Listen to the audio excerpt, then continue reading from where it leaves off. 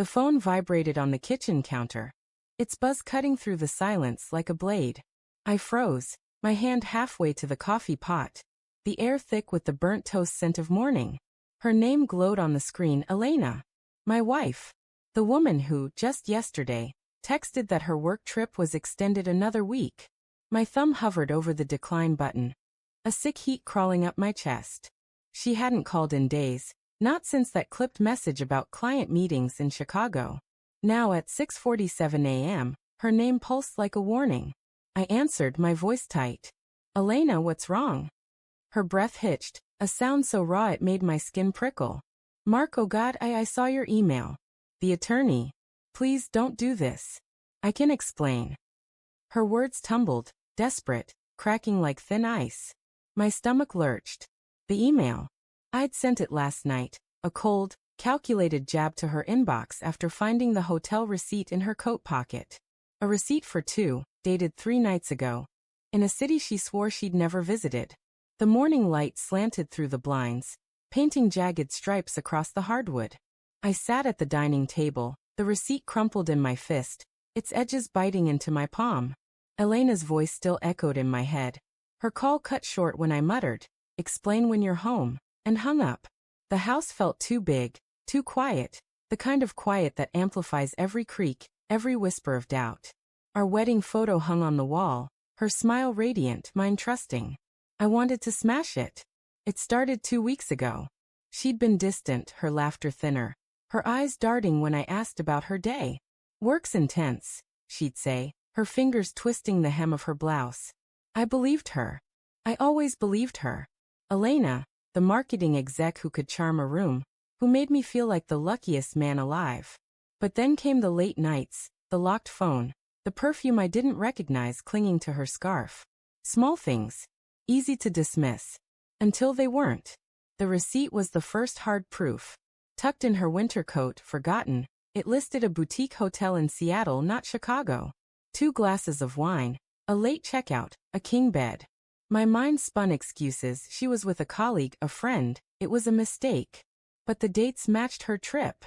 I called the hotel, my voice steady despite the tremor in my hands. Can you confirm a guest named Elena Harper? The clerk hesitated, then said, she checked in with a man. I can't give more details. A man. The words landed like a punch, stealing my breath. I paced the living room, the rug's fibers rough under my bare feet. My phone buzzed again, another text from Elena. I'm booking a flight home. Please, let's talk. I didn't reply. Instead, I opened my laptop, the email to my attorney staring back at me. I'd written it in a haze of rage, my fingers slamming the keys. I want to know my options. She's cheating. The words felt foreign, like they belonged to someone else's life. I hadn't sent it to hurt her, only to anchor myself, to make the betrayal real. But she'd seen it. How? Her laptop was synced to mine, a shared account I'd forgotten about. My carelessness had forced her hand. The doorbell chimed, sharp and jarring. I flinched, my heart thudding. It was too early for visitors. Through the peephole, I saw my brother, Tom, his face tight with worry. I opened the door, the cold air stinging my cheeks. You okay? He asked, stepping inside, his boots tracking mud. I hadn't told him anything, but Tom always knew when I was unraveling. You look like hell. I handed him the receipt without a word. His eyes scanned it, his jaw tightening. Jesus, Mark. Did you confront her? I nodded, my throat too tight to speak. He sank onto the couch, rubbing his temples. What's her story? She says she can explain. I muttered, the words bitter. She's coming home. Tom leaned forward, his voice low. You don't have to decide anything now. But don't let her spin you. You deserve the truth. The truth. I wanted it and dreaded it. Part of me still hoped it was a misunderstanding, that Elena, my Elena, hadn't shattered us. But the receipt, her panic, the man at the hotel, they were puzzle pieces snapping together, forming a picture I couldn't unsee. Elena arrived that evening, her suitcase rattling over the threshold. The house smelled of rain and regret, the storm outside mirroring the one in my chest. She looked smaller, her hair damp, her eyes red-rimmed. Mark, she whispered, reaching for me. I stepped back, my hands clenched. Tell me, I said, my voice ablade. Who was he? She sank into a chair, her fingers twisting together. It's not what you think, she started, her voice trembling. His name's David. A client. We got close. Too close. But it wasn't physical, I swear. My laugh was sharp, humorless. A king bed, Elena? Wine. You expect me to believe that? Her eyes filled with tears, but I saw something else, guilt, flickering like a shadow. It was a mistake, she said. We talked, we drank, we kissed. Once. I stopped it. I knew it was wrong. Wrong. I spat, my voice rising. You lied to me.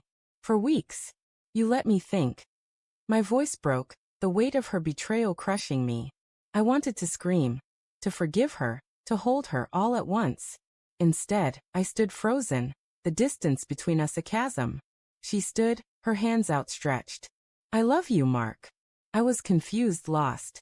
David listened when I felt invisible. But I chose you. I always will. Her words cut deeper than the receipt. Invisible? I'd given her everything, my trust, my future. And she'd turned to someone else. Why didn't you tell me? I asked, my voice barely a whisper. Why him? She sobbed, her shoulders shaking. I was scared. Scared you'd stop loving me if you knew I was struggling. I wanted to believe her. God, I wanted to. But the trust we'd built over years was rubble now. Each lay a brick I couldn't unstack. I need time, I said, turning away. I can't do this tonight. That night, I lay in our bed, her side empty, the sheets cold. My phone buzzed. Another text from Elena, sent from the guest room. I'll do anything to fix this. Please don't give up on us. I stared at the words, my heart a battlefield of love and rage. Then I noticed an email notification, buried in my inbox. From David. The subject, I'm sorry. My pulse roared in my ears as I opened it. Mark, I crossed a line with Elena. It was my fault, not hers. I pursued her, knowing she was married. She ended it before it went too far. I'm leaving the country. You won't hear from me again. Attached was a photo, Elena and David at a bar, her hand on his arm, her smile soft but hesitant. The timestamp, 3 nights ago.